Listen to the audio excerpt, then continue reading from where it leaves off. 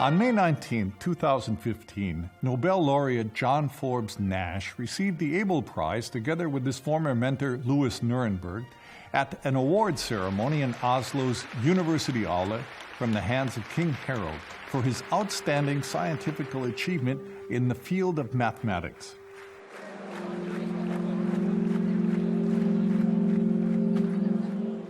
The ceremony was followed by a reception and a public interview with the Abel laureates and by a dinner at the Norwegian king's castle in the heart of Oslo.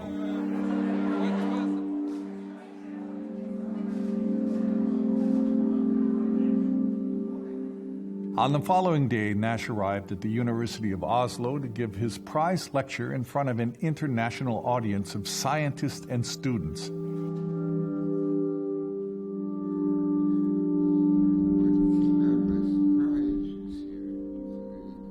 It would be his last lecture. Is it time for me? Oh, you're standing.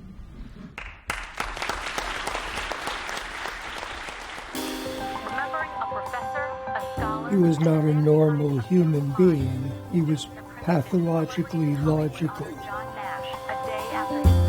Nash was exposed to army, game theory. Maybe he had left the real world before anybody knew it. He liked partying, he liked good times. Are you a communist?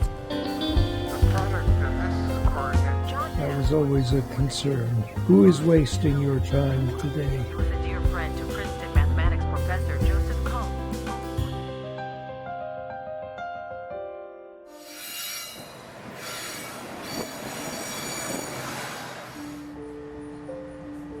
A boy is born in Bluefield, West Virginia. He's named John Nash, just like his father, who's an electrical engineer, more on the scientific side of his job. His mother is a language teacher at a public school. The boy has absolutely no interest in sports, movies, or even being a Boy Scout. In grade school, right after kindergarten, the kids are asked to write down numbers. Nash remembers. Students were taught to do some calculations, addition and multiplication, subtraction, and to write numbers down in standard digital notation. And so I did numbers with larger number of digits. Teachers get interested in the boy who dreams himself away from football games and parties. His mother encourages this, and his father gives him some books about famous mathematicians. Nash gets lost in the biographies of mathematicians, participates in math competitions, loses, comes back stronger, and wins. Now he has offers from MIT, Harvard, and Princeton, but picks Princeton for a scholarship he's been offered. He is a strange young man, doesn't look you in the eyes while talking, doesn't answer questions when he thinks they're not good enough, and loves playing pranks on the people he works with. Is it arrogance or a kind of social incompetence? No matter what, the others have come here to study. Nash has come to build his own theories. He's here to win. All the students who were admitted received a grade of A in all their courses every year. It was a big room, and it had maybe 15 students and 10 professors, and they were always all there in this big room. And if you had a question, you could ask them. And if it were physics, you could ask Einstein. So I couldn't understand his accent very well.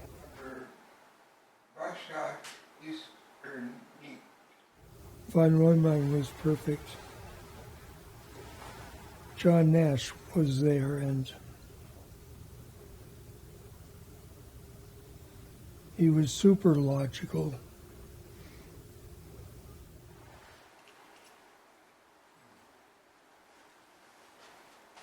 He was a jolly young man. He was very, very bright, very bright.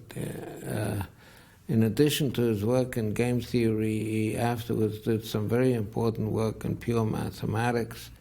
A little bit brash, unexpected. He liked partying, he liked good times, yes. We spent quite a bit of time together.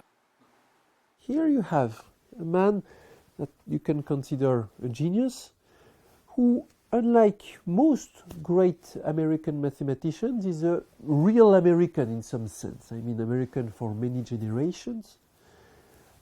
In his parents, no particular predisposition for mathematical research, so guy really out of nowhere in a sense. But also meeting an extremely favorable environment. Going to New York in a situation that was just after Second World War, in which America was filled with great scientists, great mathematicians who had emigrated from Europe because of the war. There were Jewish mathematicians, but also all their friends, and there was an ecosystem really buzzing with great ideas. And also, Second World War is the moment in which pure and applied mathematics meet in the United States with great consequences.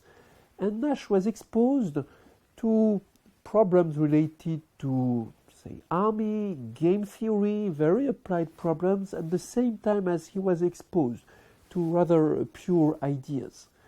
He got to work on partial differential equations, subject which was very applied compared to what was the talk of everybody, say, in France about the same time, when we were, it was very much influenced by very abstract movements like Bourbaki. So the situation of Nash is that of a real genius meeting a very favorable ecosystem. When I knew him, it was at Princeton. I don't remember going to any classes because all of the faculty and the good students were in this one big room most of the time. It was a community. It was just the place, the only place to be. If you went anywhere else, you would miss something. Well, first of all, I should say that I think Nash is responsible for bringing me into game theory. We got a problem from Bell Telephone Laboratories, who were developing a ground-to-air missile. And we were given this problem to analyze. And I realized that the problem had to do with game theory. I remembered the conversations with Nash, and I realized that it had to do with game theory. And from the analysis of this problem, I became interested in game theory itself. Nash developed, I think, two fundamental concepts in game theory. One is in the theory of strategic games, the equilibrium concept, and one is in the theory of cooperative games or coalitional games,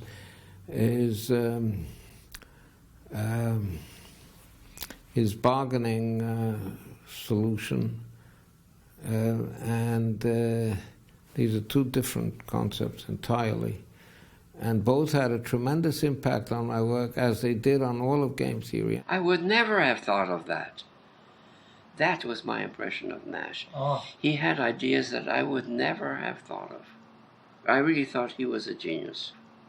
It is famous that the Riemannian embedding was asked him as a kind of joke by one of his colleagues, who was really annoyed at the behavior of Nash, that he found too much arrogant.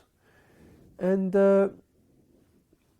besides, behind this appearance of arrogance, it is clear also, I think, that Nash felt very insecure and needed to be very much reassured about his capacity. The work on bargaining was very instrumental in my work in developing the theory of what are called NTU games, non-transferable utility games. Nash is most famous in general for his work in equilibria, game theory. But when you start reading the work that he did, say between 1954 and 1958, a short period of time, on problems of the Riemannian embedding and on the problem of regularity of solutions of partial differential equations, it is just magical. Because these papers are so full of ideas, full of concepts, full of techniques. They are extremely rich. They are somehow a bit messy, especially the first versions of the smooth embedding theorem. It is known as especially messy. But the non-smooth embedding theorem, the first one of the series, is crystal clear, almost crystal clear.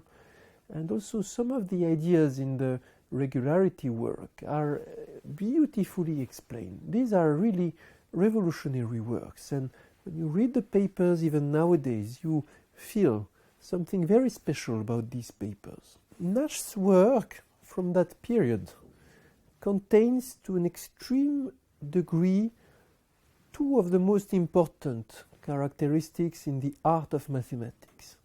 One is the element of surprise, and the technique which Nash used to solve the problem of Riemannian embedding, nobody expected. It gave rise to the convex integration, it gave rise to the Nash-Moser technique. It was really like out of the box. And the other thing is the idea of combining parts coming from various points of view. You know, it's like the conductor explaining the part to each of the instruments in the orchestra. Could you do something? And none of the instruments has any idea of what is the complete orchestration, how it feels. And then everybody plays together and you hear the symphony. Nash at the time was at the top of his game. His unconventional methods and ideas had made him a symbol of the new spirit in mathematics. In 1955, he became friends with one of his students, Alicia Lardet. Nash married Alicia in February 1957, and by the autumn of 1958, they are expecting a child. Nash continued developing his work on the embedding problem for Riemannian manifolds, published in 1956. This paper contains his famous deep implicit function theorem. After this, he worked on ideas that would appear in his paper Continuities in Solutions of Parabolic and Elliptic Equations, which was published in the American Journal of Mathematics in 1958. He was clearly going for a Fields Medal. Other mathematicians found a different proof of the same result, not as rich as the proof using the baby Nash-Moser technique, but much simpler. And about the other paper about the regularity, that paper appeared exactly at the same time as the paper by Ennio De Giorgi. And somehow the method of De Giorgi gained more recognition among specialists of partial differential equations. But it is clear that at the time John Nash had done more than enough to deserve a Fields Medal. And Nash himself attributed the fact that he did not get it to the concomitance of his proof and the proof by De Giorgi, and it may very well be the case. These are accidents, you know. Nash was very young at the time. It is clear that he would have got the Fields Medal. I think it is clear he would have got the Fields Medal 4 years after Tom got it. But we know that tragically he had these problems of mental illness, which stepped in and prevented him to remain active in the community of mathematicians. I sent letters to the NSA, which is this organization that is causing anger around the world by listening to the conversations of Merkel, what she thought was private. The game is, they don't want it to be understood. where their position is in terms of cryptological competence. A couple of months later, Nash's colleagues realized he was acting strange. What was the first sign that Nash was in serious trouble? The fact that he didn't come to class. I taught his class a few times. He started to talk in a more dreamy way. He did see significance in numerical events. I don't think I could tell when he was joking or entangled in some terrible fantasy. On January 4th, 1959, he started his game theory course to the class saying, "The question occurs to me, why are you all here?" One student immediately dropped the course. Nash asked a graduate student to take over and vanished for a couple of weeks. When he returned, he walked into the common room with a copy of the New York Times saying that it contained encrypted messages from outer space. Was this a joke? Norbert Wiener was one of the first to recognize that Nash's extreme eccentricities were actually symptoms of a medical disorder. After months of bizarre behavior, Alicia had her husband involuntarily hospitalized at a private psychiatric hospital outside of Boston. Upon his release, Nash abruptly resigned from MIT, cashed in his pension, and went to Europe, where he wanted to renounce his U.S. citizenship. Alicia left her newborn son with her mother and followed Nash, who was by then obviously sick and confused. She had Nash deported back to the U.S. I certainly was quite close to Nash when we were both in school and for a few years thereafter. But I must admit, when he had his breakdown, he became very difficult, and I was very impatient with him. I'm sure other people did much more to help him. The people at Princeton were really marvelous in making a place for him, and he was in very bad shape. Many years when he was just not himself. It was a very hard time. He was committed to mental hospitals against his will a number of times and hated it. And his conversation was pretty incoherent. It was amazing when he eventually came back to being himself, but it was very late. And Alicia was marvelous. I mean, sticking with him through all of this. The following years, Nash spent in hospitals in Trenton and Boston, partly in dangerous insulin coma treatment. Every time he got out, he spent most of his time hanging around at the Princeton campus. His worsening condition depressed Alicia more and more. In 1962, the Nashes got divorced.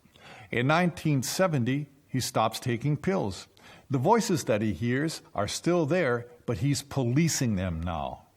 You see, the medicine doesn't stimulate. It's not like coffee or something to stimulate the brain. It rather depresses the brain, reduces the quantity of activity. I give a speech, my last speech to mental health people was a meeting of the American Psychiatric Association. I had a text that had a sort of economic view of mental illness. The mind, which does some of the work of that, it may go on strike. And the person doesn't think well because the mind is on strike. But perhaps if the labor conditions were changed for that mind, maybe it would cease to be on strike. It would accept the environment.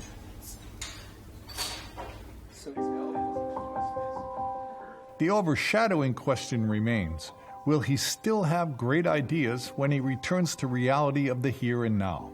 He tries anyway. Alicia takes him back as a boarder, and year after year he's more successful. He gets an office in Fine Hall at the university. He has a house now with Alicia and his son Johnny, who is schizophrenic too and a mathematician like himself. In the early 90s, he makes a recovery from his disease. He says, "I would not treat myself as recovered if I could not produce good things in my work." On the campus, there are subtle investigations by people from Sweden, followed by the question, would Nash be able to receive the Nobel Prize for Economics together with his colleague Reinhard Selten and John Harzani? Ich hatte mir damals ausgerechnet, dass ich ihn nicht bekommen würde, weil die wichtigsten Leute in der Spieltheorie waren Shapley und Aumann.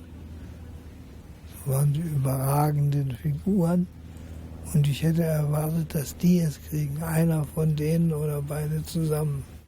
Dr. John Nash, your analysis of equilibrium in non-cooperative games and all your other contributions to game theory have had a profound effect on the way economic theory has developed in the last 2 decades. He just wrote 2 or 3 papers altogether on game theory, but they are what form the foundations of game theory to this day, which is like 60 years later, okay? Nash has a well-respected life in Princeton now. Neighbors and friends, among them mathematicians, like the man who rarely leaves his house without an umbrella, because a day without rain is just one of 2 possibilities for him. No matter whether he studies the menu in a restaurant or planning a trip, his main concern is always, what are the options?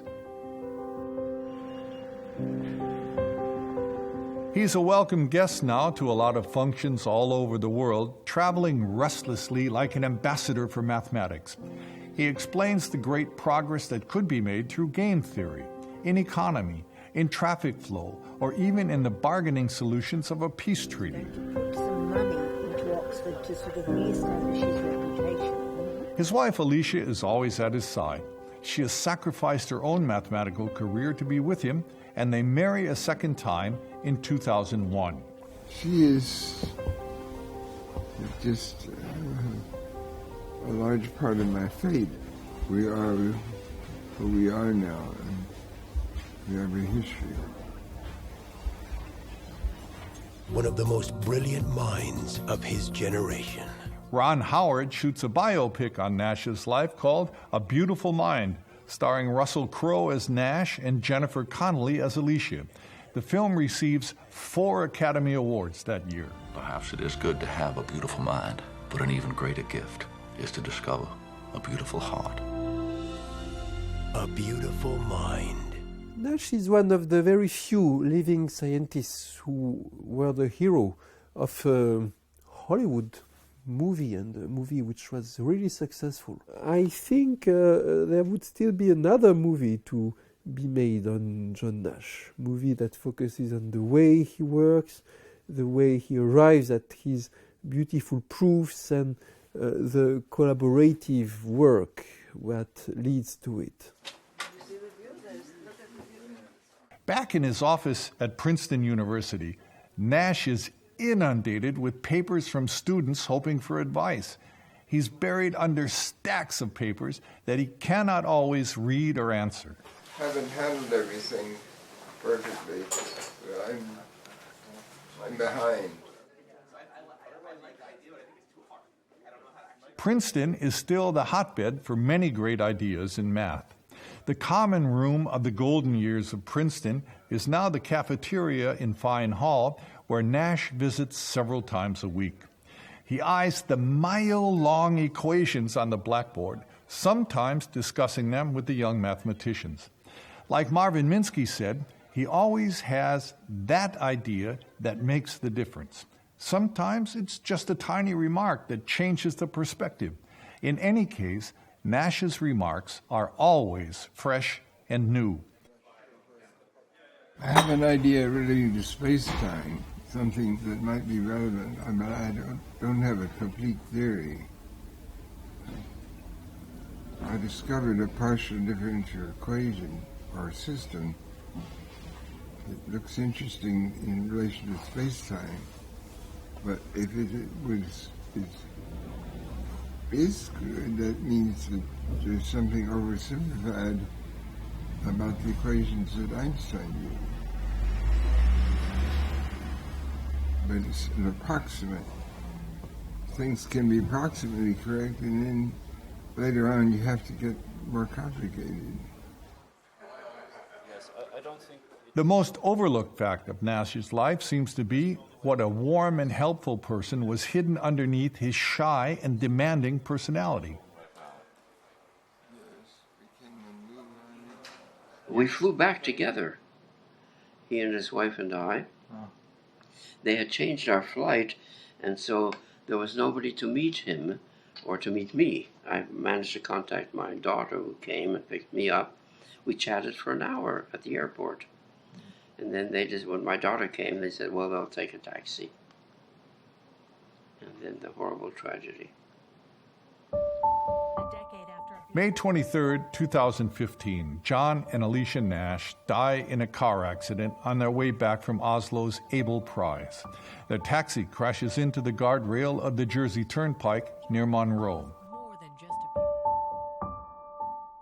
People at Princeton were in a state of shock.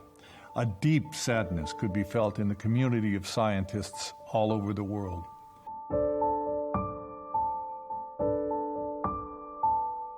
Some things in the life of a mathematician are barely understandable to the rest of us.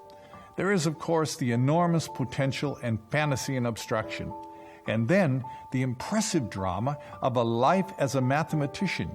You spend a good part of your younger years developing your theory, and then it can take the rest of your life for you to prove it.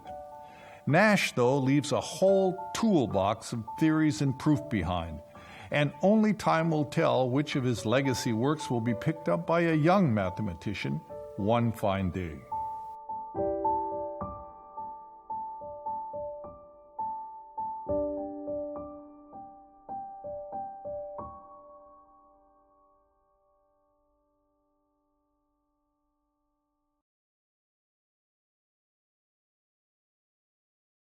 If we're going back to U.S. on the airplane tomorrow, we might die together.